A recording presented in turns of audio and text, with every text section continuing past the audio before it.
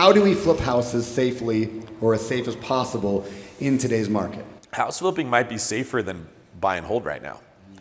Buy and hold bailed out a lot of bad operators, bad execution, and bad deals because what I call natural equity, the next book I have coming out talks about all the different ways you make money in real estate. Natural equity is when the government prints a lot of money and everything becomes worth more money, including real estate. Yeah. We had so much of that you could really screw up and then you sold your house for $40,000 more than you thought you were going to sell it for. And so you would have lost 10, but you made 30, right?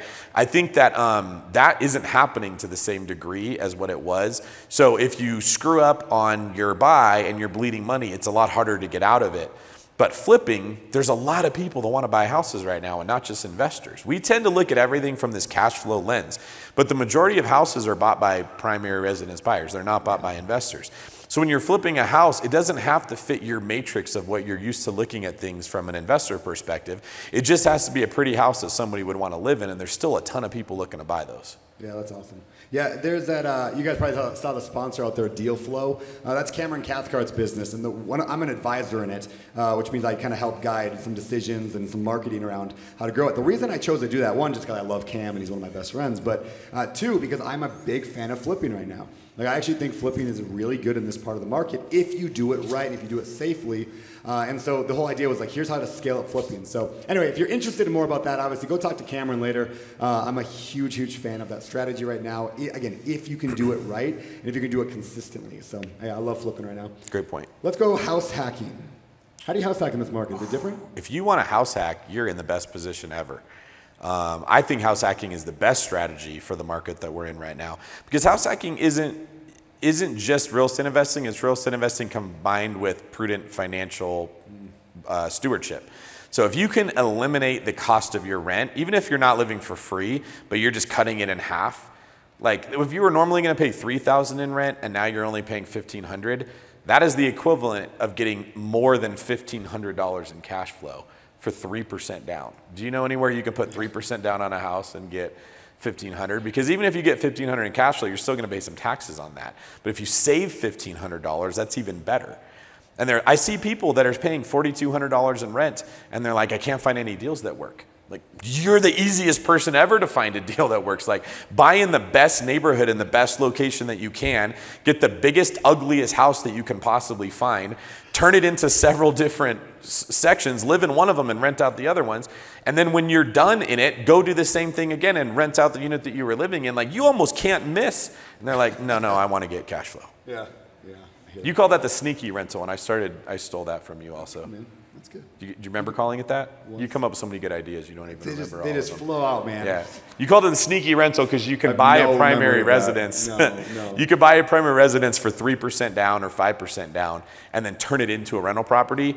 But that's incredibly powerful. If you just look at how many properties you can buy with 3% down versus 20, you can buy almost 7 times as much real estate if you just buy it as a primary residence instead of as a regular investment property. And I'd say for most people in this room, the majority of you, capital is your biggest constraint.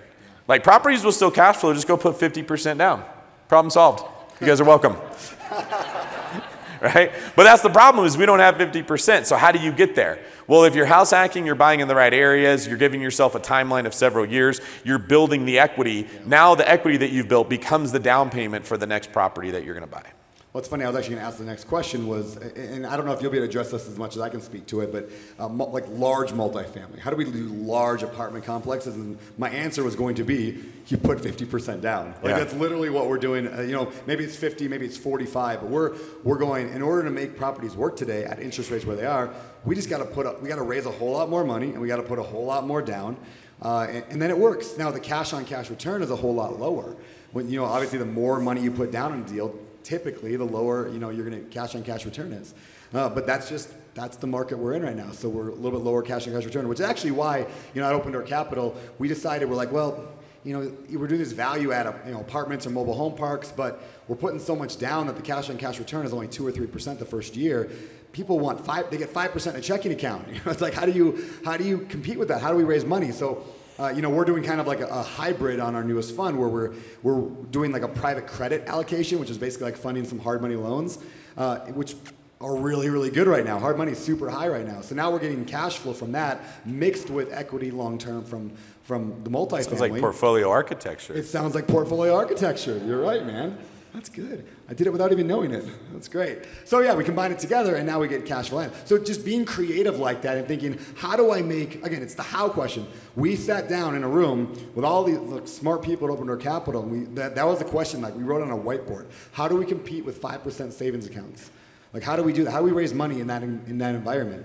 And we just figured it out. And you ask yourself the right questions, right? We talked about that in session 1 this weekend. Is like powerful questions lead to powerful answers, and they lead to a powerful life.